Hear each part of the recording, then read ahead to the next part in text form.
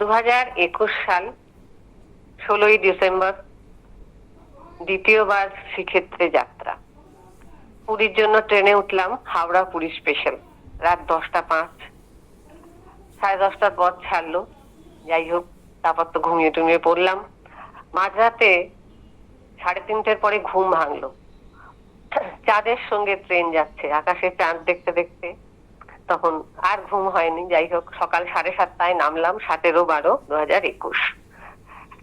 আমি উঠেছিলাম কালীধাম গেস্ট হাউসে, ওই মধুমিতার সাথে। মধুমিতা ছিল একটা ঘরে, ছেলেকে নিয়ে আমি আর ঋষি গেছিলাম। বাবার কাছে গেলাম দয়ানন্দ আশ্রমে, প্রায় 9:30 হয়ে গেল। দুপুরে দেখলাম 380 জন মতো, ওরকম 400 কাছাকাছি সব ভক্তরা সব উপস্থিত। আগের বারে 2019-এ গিয়ে বাংলাদেশের মামাদের সাথেও দেখা হয়েছিল, আর এবারেও বোধহয় এসেছিলেন কিনা, 2021-এ আসেননি, যাই না। যাই হোক, অনেক কাণ্ড, অনেক আনন্দ। অন্য সেবা হলো 3টে 3:30 অব্দি ওইখানেই গল্প, বাবার সাথে দেখাতো আর অন্যান্য ভক্তদের সাথে গল্প, সেই 3তলার ঘরে, 3তলার বড় হল ঘরে। খুবই আনন্দের এতে। তারপর দয়ানন্দ আশ্রমে বেলার দিকে কীর্তনের দল বাবার দর্শন করতে করতে উপরে উঠে এলো। জয় জয় দয়ানন্দ, প্রাণগুণ, নিত্যানন্দ। সেই বছর গোয়া থেকে ডেভিড এসছিলেন, খনামা গেছিলেন, মধু মহারাজ এলেন, সবাই পুরীতে বাবার দানযজ্ঞ দেখতে, দর্শন করতে গেছিলেন। 17 তারিখ এইভাবে কাটে। 17 তারিখে আমরা বিকেলে পুরীতে বিচে গিয়েও বসি। বাবাকে কি বলবো, যোগীরাজ শিবানন্দ বাবাকে দেখেই প্রণাম করি। বাবার মুখের প্রসন্ন হাসি, সেটাও যেন যোগযুক্ত। কখনো বাবা চুপ, একদম মৌনী বাবা, ধ্যানস্থ হয়ে। আর তার কাজ, তার এই যে ছুটে বেড়ানো, এই কর্মযোগী যোগেশ্বরের প্রকাশ। আর বাবার আশীর্বাদ বা কৃপা ছাড়া তো আমি এরকম দ্বিতীয়বার পুরীতে গিয়ে উপস্থিত হতে পারতাম না। এমনকি ছেলের যে 11 এতে পরীক্ষা নেই, সেটাও মানে ফ্রি হয়ে যে যেতে পেরেছি ছেলেকে নিয়ে, সেটাই বাবার কৃপা। তো বাবার কাছে যখন গেছি, ওখানে অন্যান্য সবাই, পুরুষোত্তম দাও সেবার এসেছিল, ওরাই দা, উষা কাকিমা, নন্দাদি, অজিত মামা এবং অন্যান্যরা অনেকেই ছিলেন। এদেরকে আমি খানিকটা চিনেছিলাম অনলাইন সৎসঙ্গ অনুষ্ঠানে।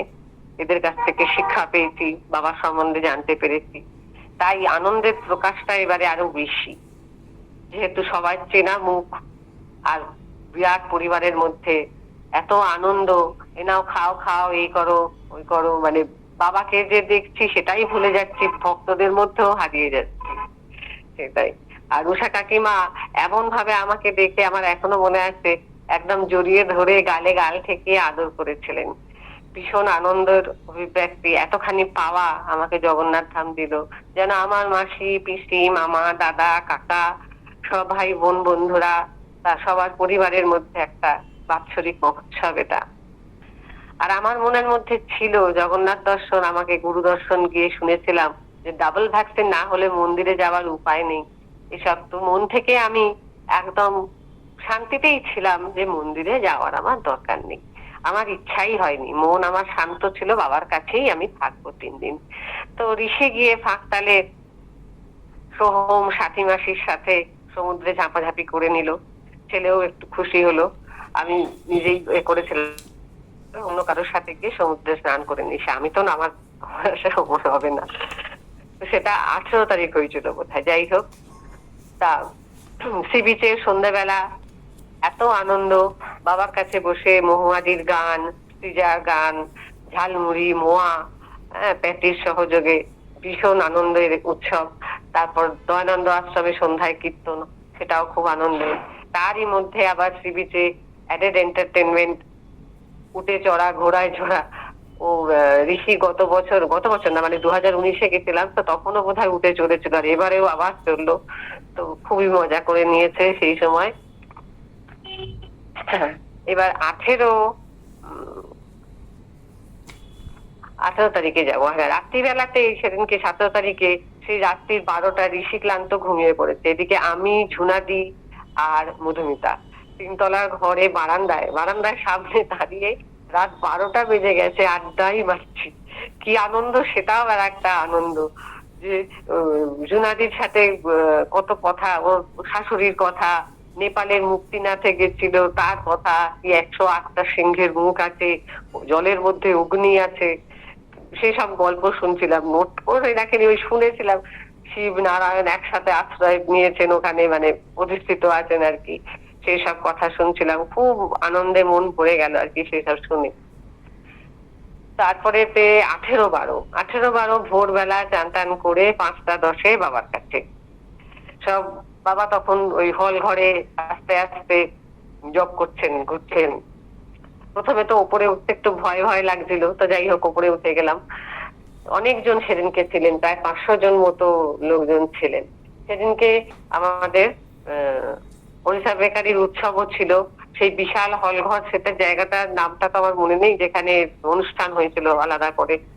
উম, তো সেখানে পরে বেলার দিকে গিয়ে আমরা বাবাকে নিয়ে গিয়ে ওখানে বসেছিলাম। সেখানে সব বই টই বিতরণ হচ্ছিল, এবং অনেক জ্ঞানী গুণীজন, মানে ওখানকার মন্ত্রীরা কয়েকজন এসেছিলেন, এবং ভক্তদের আমাদের সবাইকে দিদি সম্মানিত করেছিলেন অনেককে। হ্যাঁ, তো খুবই আনন্দের এতে এত ভজন কীর্তন সবকিছু হয়েছিল, খুবই আনন্দ হয়েছে। আপনারা সবাই ছিলেন জানেন, তো আলাদা করে বলার নেই। চিফ গেস্ট ছিলেন শ্রী জগৎ মুখার্জি। হ্যাঁ, তো অশোক বসু কাকুকে দিয়ে ওনাকে চাদর দিয়ে অভ্যর্থনা জানানো হয় আর কি। আর বাবা ওখানে সবাইকে আশীর্বাদ করছিলেন, দর্শন দিচ্ছিলেন, সবার বইতে লিখে দিলেন ওখানে গুরু ইজ গ্রেটার দ্যান গড, তারপর লিখে সই করে দিচ্ছিলেন আর কি, give more than you want to be given. তো এইভাবে করছিলেন। বিকেলের দিকেও আমরা খানিকটা বসেছিলাম বাবার কাছে। বিকেলটাই বলছি, কারণ বাবা আমাকে দেখেই বসতে তো বললেন, ওয়া তারপর বলছে 5টা বই কিনে নাও।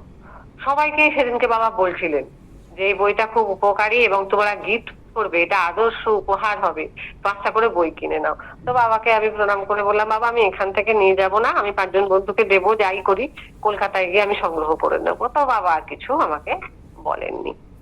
তা এখানে আর একটা বলা দরকার, খুবই মানে বাবার কাছে যে যাই, মানে বাবাকে তো আসল দেখা যায় যে বেনারস বেনারস বলে, বাবার ঘর বেনারস, সেখানে গিয়ে বাবার আসল রূপ দেখা যায়। আসল রূপ আর নকল রূপ বলে কোনো কথাই নেই, বাবা সবসময় একই রকম, এবং যোগেশ্বর যাকে বলেন একেবারে। কিন্তু এই যে 24 ঘন্টার মধ্যে 10-12 ঘন্টাও যদি সঙ্গে থাকতে তো কোনোদিনও টানা পারিনি, পুরীতে গিয়ে একটু থাকতে পেরেছিলাম। তো সেই জন্য একটুখানি তার থেকে গুণ আহরণ করা, বাবার সামনে বসে একটু আশীর্বাদ নেয়া, এটুকু মানে পুরীতে আত্মপ্রকাশ করেন উনি, যেহেতু মনের মতো ভাবে এই যে দান যজ্ঞ চলে, সেটা যেন আলাদাই রকম আনন্দ, একটা চৈতন্যের বিকাশ হয়। এবং পাশে বসে, বাবার পাশে বসে এই যে জয় বিশ্বনাথ বলে যেন বাবার চরণে ঝাঁপিয়ে পড়তে ইচ্ছা হয়। যাই হোক, তারপর অনুষ্ঠান যখন শুরু হলো, ওখানে একটা ওড়িশা বেকারির অনুষ্ঠানে বলছি, ওখানে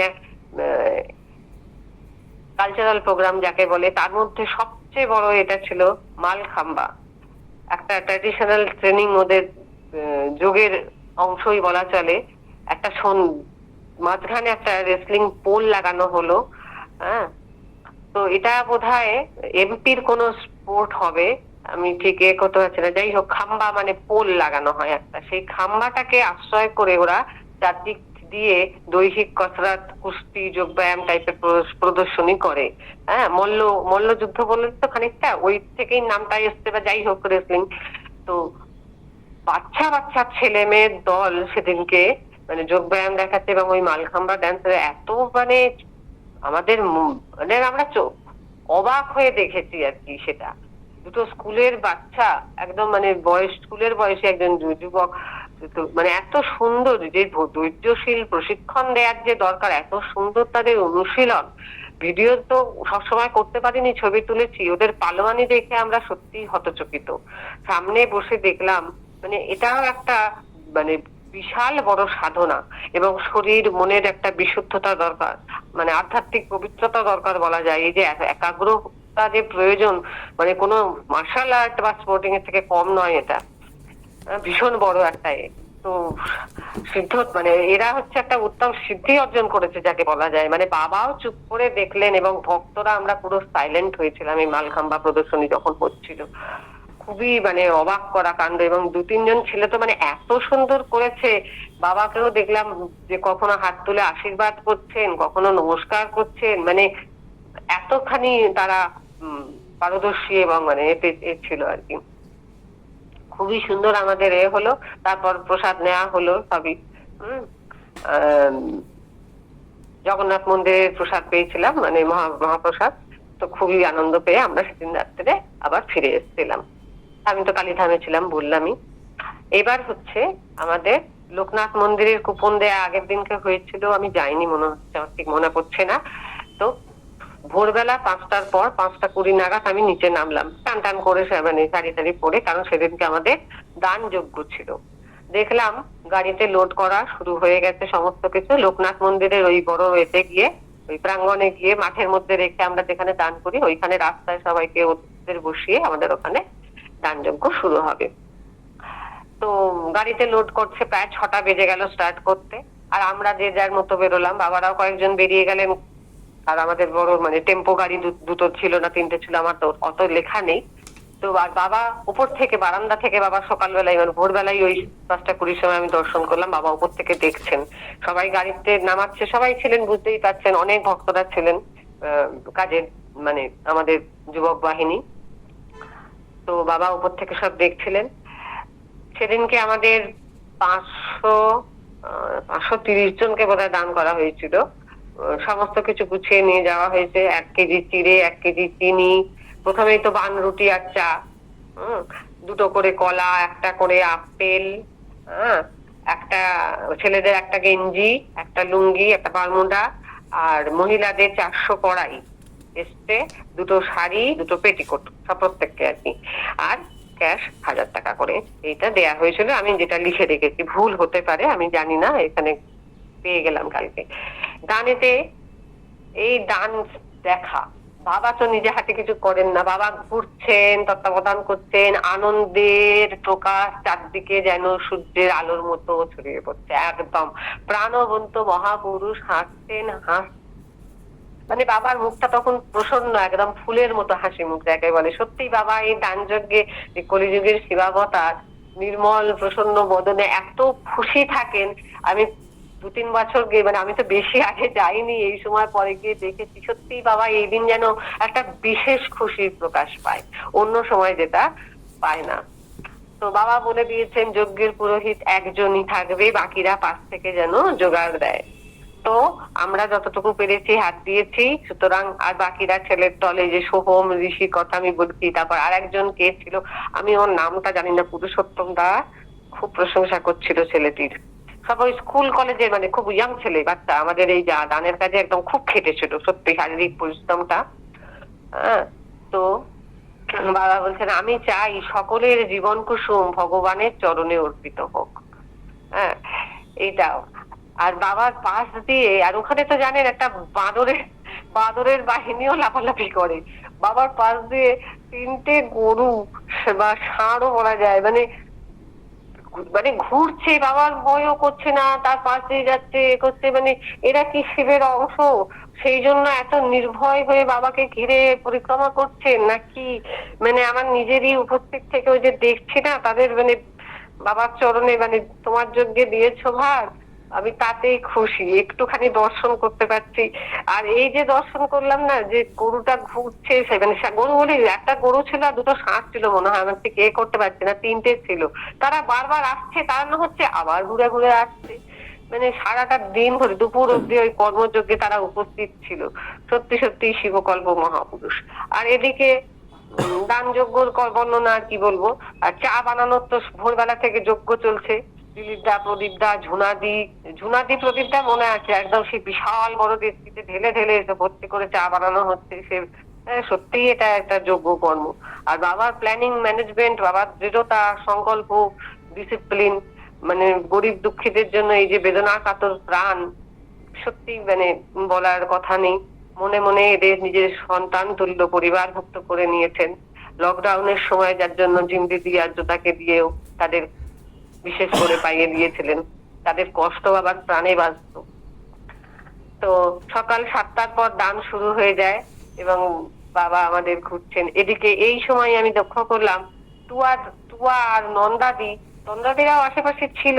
আর যারা অতিথিরা না, ওই লেপ্রসি পেশেন্টরা, এরা ডেকে ডেকে কথা বলছে, শোনো টুয়া, নন্দাদি তন্দাদি, এরা তো বছর বছর যায়, সবাই কাছে পরিচিত হয়ে গেছে। টুয়াকে জিজ্ঞাসা করছে, ও দিদি কেমন আছো গো, ভালো আছো, তোমার নাতিন কত বড়। মানে এইগুলো আমি এটা লিখে রেখেছিলাম এই জন্যই, মেয়েকে দেখে টেনে এনে টুয়া আলাপ করাচ্ছে, এই দেখো আমার মেয়ে। টুয়ারও মনের মধ্যে এত আনন্দ যে এদের সামনে আমি আমার মেয়েকে পরিচয় করাতে পারছি বা আমার স্বামীকে এনে দেখাতে, এত আনন্দর বহিঃপ্রকাশে এক বন্ধন। It's so charming. এন্ড এটা একটা মানে বাবার সন্তান আমরা সবাই পারিবারিক বন্ধনে, এ এক এটা সার্বজনীন অভিভাবক বাবা। মানে ওনার যত্ন, ওনার আশীর্বাদে আমরা পালিত হচ্ছি, আমরা আমাদের সুস্থ জীবন, সংসার জীবন যাপন করতে পারছি। সেটাও মানে মানে এটা একটা আলাদাই অনুভূতি বলা যায়। শিবাবতার কি অংশাবতার জানা নেই বাবা, তুমি যে, আমার তো কোনো যোগ্যতাই নেই, কিন্তু তুমি তো দেখছো ভোলানাথ, এই মহেশ্বরের 3জন সঙ্গীকে দেখেও আমিও কন্টিনিউয়াসলি মানে আমি আবার কেটে কেটে ভয় পেয়ে সরে যাচ্ছি। অভিভাবক বাবাকেও দেখলাম, মনের কথা বাবা নিমেষে বুঝে পেলেন। সত্যি বাবা হলেন বিয়ন্ড অল প্যারামিটার। গুরু হলেন সকল জীবের প্রাণযজ্ঞের হোতা। তাই লিখে রেখেছি। 19 তারিখে দান শেষ হলো, 20 তারিখে, আর তারপর দানের পরে বোধহয় আমরা সেদিনকে, আমি এটা লিখে রাখিনি যে আমরা দুপুরবেলা কোথায় গিয়ে সেবা করেছিলাম, সেটা আমার লেখা নেই, কিন্তু হ্যাঁ আমরা সেদিনকে লোকনাথ মন্দিরে ভেতরে গিয়ে দর্শন করেছিলাম। ওই শিবের মন্দির যেখানটায়, ওই লোকনাথের শর্ত, ওই শিবের মন্দিরের নামটা ভীষণ, সে ফুল তোল দিয়ে একটা গন্ধ বেরোচ্ছে কি, বিকেলের দিকে গেছিলাম মনে হচ্ছে আমরা দর্শন করতে, নাকি কুপন দেওয়ার দিনকে গেলাম, যাই হোক। 20 তারিখ সকালবেলাও আমরা ছিলাম। আমি 21 তারিখে, 21শে ডিসেম্বর কলকাতা ফিরেছিলাম। আর এখানে আমার কিছু লেখা নেই, সেজন্য আর বিশেষ কিছু বলতে পারছি না। খুবই আনন্দ নিয়ে আমরা, আমি, পুরুষোত্তম দা, ঋষি আর এরা সবাই একসাথে একই ট্রেনে, অনেকজন সহযাত্রী ছিল আর কি, আমাদের ভক্তরাই ছিল আর কি। তো খুব আনন্দ করে আমরা ফিরে এলাম। তো প্রণাম সবাইকে। এটা মানে আমি কিভাবে বলবো, কিভাবে শেষ করব বলতে মানে এ লাগছে খুবই। মানে জয় গুরু, জয়